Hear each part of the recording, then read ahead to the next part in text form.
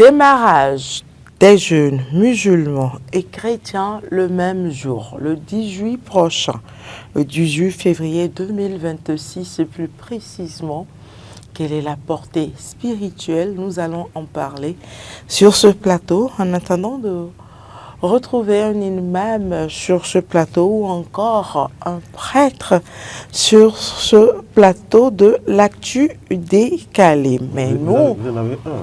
Moïse, c'est un prêtre. C'est un prêtre ou un... Non, c'est un prêtre. C'est un prêtre? C'est un prêtre. Ah bon?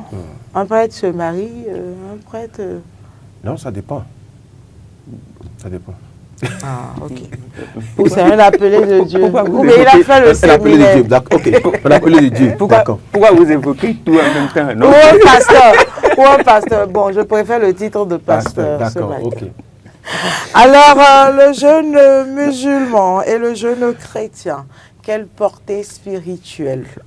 Ça démarre le 18 février prochain. Je ne sais pas si c'est déjà arrivé, je crois que c'est déjà arrivé, non? Ou c'est dans la même période qu'on a eu à faire, mais démarrer le même jour précisément, je crois que c'est pour la toute première fois que nous constatons. Nous sommes trop jeunes par rapport à un monde qui a des milliards d'années. Je pense que, et surtout que, en fait, bien sûr, je ne suis pas prêtre, je ne suis pas pasteur, il ne faut pas que les téléspectateurs et les auditeurs ils se trompent, évidemment. Et donc, je n'ai pas la certitude, je ne peux pas affirmer que cela est déjà intervenu comme ça par le passé ou non, en toute honnêteté, en toute franchise, mais je constate quand même que nous rentrons quand même dans une année particulière et parce qu'on a l'occasion de voir deux communautés importantes de notre pays, surtout de communautés religieuses et spirituelles importantes de notre pays, c'est-à-dire d'un côté les chrétiens et de l'autre côté les musulmans qui démarrent le même jour les moments de méditation, les moments d'intense intériorisation voilà, profonde. Et donc, je pense que ça peut être perçu comme une très bonne chose pour le pays, pour la communauté, pour la société, parce que ces moments de prière, ces moments de méditation, en réalité, apportent bien sûr à la fois à ceux qui sont directement les acteurs, bien-être, un tout petit peu de sérénité, un tout petit peu de ressources intérieures, mais également je pense que ça peut rejaillir sur toute la communauté, vous voyez, parce qu'on est dans un moment quand même délicat pour notre pays. Nous sommes à la frontière entre trois grandes élections, trois moments d'élection. Il y a déjà eu deux élections législatives et communales qui sont déjà passées. Il y a l'élection présidentielle qui est en train d'arriver. C'est des moments éprouvants quand même dans la vie d'une nation. Et donc, et vous voyez au milieu dans un contexte où la sécurité également est à rude épreuve, je pense que là où l'humain et le physique n'arrivent pas forcément à tout régler, bien sûr, les apports spirituels ne peuvent pas manquer de jouer leur rôle. Et donc, peut-être nous, on ne va pas avoir la possibilité de s'attarder. Je pense que les téléspectateurs et les auditeurs qui vont nous appeler également, on va peut-être s'attarder sur les conduites, que l'on soit bien sûr chrétien ou musulman, que l'on soit en train de jeûner ou pas, il y a forcément de bonnes conduites qu'il faut avoir. Et donc, je pense que c'est surtout sur cela que moi j'ai personnellement envie de m'attarder. Et les conduites à tenir, c'est d'abord en plan. Nous allons revenir, nous allons d'abord donner la parole à Henri Yambodé. Quelle est selon vous la portée spirituelle? Je crois que nous avons un téléspectateur en ligne. Téléspectateur en ligne, bonjour. Oui, bonjour, monsieur Carole Laye. Monsieur Ayonou Lucien. Oui, et je vous remercie. Salut sur le plateau. Bonjour. Oui, et 18 février, début de jeûne chrétien également. Et moi, c'est une coïncidence et qui a une portée spirituelle. À travers cette portée spirituelle, Dieu est en train de montrer à cet être humain qu'il est indivisible, que c'est nous, les êtres humains, qui cherchons à le départager sur terre. Donc c'est un signal fort pour nous dire que quel que soit le nom qu'on donnera à Dieu, nous devons savoir qu'il est un et indivisible. C'est tout ce que je peux dire. Merci à vous, Monsieur Ayono, Lucien, pour cette lecture qui n'est pas peut-être fausse. Alors, 01 48 52 94 02, 01 48 52 94 02, c'est le numéro à composer afin de donner votre opinion sur cette thématique retenue pour l'actu décalé de ce jour. Nous rappelons à chaque fois ce numéro pour nos amis auditeurs qui nous suivent dans leur véhicule ou depuis leur poste récepteur afin qu'ils puissent avoir également l'occasion de pouvoir intervenir dans cette rubrique. Alors, Henri Yambonnet, je vous donne la parole. Oui, je suis d'accord avec Lucien pour sa lecture, comme vous le disiez tantôt. Mais il faut déjà rappeler que le carême, qu'il soit musulman ou chrétien, ça permet donc la purification, le rapprochement donc avec Dieu. Et si je prends donc ces deux aspects-là, et aujourd'hui, il y a, pour le 18 prochain, il y aura le chrétien et les catholiques. C'est vrai que ça ne se fait pas de la même manière au niveau des deux entités religieuses. Mais il y a forcément la purification, il y a le rapprochement donc, avec Dieu. Et vous savez, c'est vrai que le Bénin n'est pas en crise, mais on a besoin de cette prière-là pour, je dirais, passer un très bon moment, pour l'élection présidentielle. Vous savez, c'est des moments de turbulence, mais avec cet accompagnement spirituel des uns des autres, de cette catégorie de citoyens, je pense que le Bénin peut sortir. Parce que moi, je vois au-delà donc de ce que je vois que le pays, c'est ainsi aussi. C'est ainsi aussi, parce que c'est vrai, on n'a pas eu dans l'histoire, on ne peut pas dire exactement qu'on a commencé le même jour une fois comme ça, mais si on commence comme ça le même jour, à la fin du mandat, je fais un lien avec l'élection présidentielle, il y a que le Bénin, Dieu nous envoie un message que ces deux entités religieuses-là restent en prière pour notre pays, le Bénin, parce que pendant le mois de Ramadan, forcément, vous savez que surtout les musulmans, c'est la prière accrue, on prie, on arrive à pardonner son vis-à-vis. Et dans le lot des politiciens, il y a de ces musulmans-là, il y a des politiciens qui sont musulmans, donc forcément, c'est un temps pour se pardonner également, c'est un temps pour accepter son vis-à-vis. Et l'autre chose que je veux évoquer également, c'est que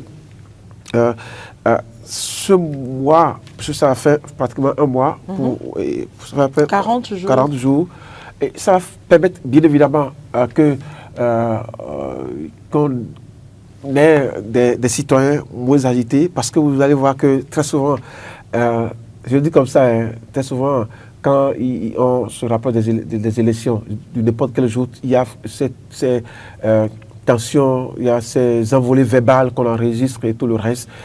Et je pense qu'avec ce moment de carême, c'est sûr que ces citoyens-là, il y a des citoyens qui ne vont pas se lancer dans des mots et se lancer dans ces diatribes-là.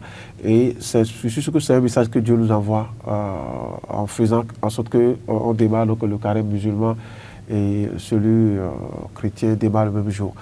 Il y a un cas également. Vous savez, quand on commence le carême musulman, il n'y a que les fruits et certaines denrées deviennent très chères, et également, ce n'est pas constaté pendant le carême des chrétiens, mais surtout quand c'est les musulmans, on constate ça parce qu'ils ont besoin de fruits le matin ou bien le soir, à la tombée de la nuit pour, comme on le dit très souvent, couper donc, le jeûne. Et on va aujourd'hui, avec ça là, je me dis, est-ce qu'on aura la même réalité qu'on observe très souvent quand c'est le carême musulman. parce que les chrétiens rentrent aussi en carême.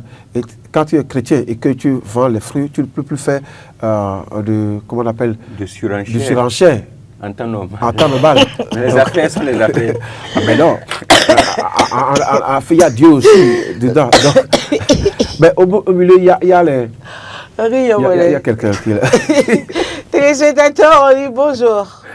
Oui, c'est Ayono qui est revenu. Il faut aller un peu loin dans mes idées. Allez-y, monsieur Ayono, Lucien. C'est un signal fort qui est en train de lancer. Pour taire d'autres divergences, il est vrai, nous ne sommes pas en conflit, mais les petits problèmes ne manquent pas entre les deux identités. Et par exemple, une jeune musulmane ne peut pas se marier avec un jeune chrétien, à condition que ce dernier se convertisse d'abord. Est-ce qu'il ne faut pas enlever ces verrous aujourd'hui? C'est ça que quand je parle de signal fort, il faut enlever cette barrière. Hein? Il ne faut pas que forcément, il faut que les jeunes se convertissent avant de se marier avec une musulmane. Je vois que c'est les humains qui mettent cette barrière. Merci. Merci à vous, monsieur Ayono Lucien. C'est également une autre idée développée. Alors, oui, Moïse Novillon, vous étiez en train de parler des comportements à avoir ou à adopter lors des jeunes, qu'ils soient aujourd'hui musulmans ou chrétiens. Quels sont les bons comportements à observer afin d'avoir un jeune quand même réussi, pourquoi pas. Oui, sans être guide spirituel, on ne va pas forcément. Ou un pasteur, oui, ou un imam sur ce plateau. Voilà, on n'ira pas forcément vers la réussite sur le plan spirituel. Je pense que c'est le rôle dévolu peut-être à celui qui est en train de jeûner et également aux guides spirituels, aux prêtres et aux imams. Par contre, nous, on veut peut-être donner des orientations pour que les gens puissent savoir que c'est des moments où également on fait de la privation en termes de nourriture et il faut réussir à compenser cela. Je pense qu'il faut s'alimenter correctement, il faut s'hydrater correctement aussi. Pour surtout, c'est un peu plus délicat avec les frères musulmans qui sont... Oui, dans leur cas... on ne mange pas du tout et on ne boit pas du tout. On ne boit pas également, voilà. Et ça peut engager, bien sûr, d'autres difficultés pour la santé. Entre-temps, bien sûr, on n'a pas pris toutes les dispositions pour quand même réussir à combler un tout petit peu le gap. Parce que si vous avez une certaine habitude pour vous alimenter et que vous brisez, vous brisez la chaîne comme cela de façon unilatérale comme cela, et c'est sur une bonne période en plus, ça peut engager d'autres difficultés. Donc je pense que les uns et les autres doivent se préparer en conséquence pour qu'ils ne puissent pas se retrouver en difficulté, s'hydrater conséquemment et bien évidemment se nourrir, s'alimenter correctement et convenablement aussi. Cela fait partie également de la réalité que les uns et les autres doivent affronter. Pour le reste, je pense qu'il faut prier pour la communauté et il faut que également ceux qui ne prient pas puissent rester dans le même état d'esprit et puissent solidariser, soutenir ceux qui... Il y a des gestes qu'il ne faut pas avoir, par exemple, en présence de ceux qui sont en train de jeûner, des gestes basiques. Hein. C'est vrai qu'avec les réseaux sociaux, tout arrive en blague et autres.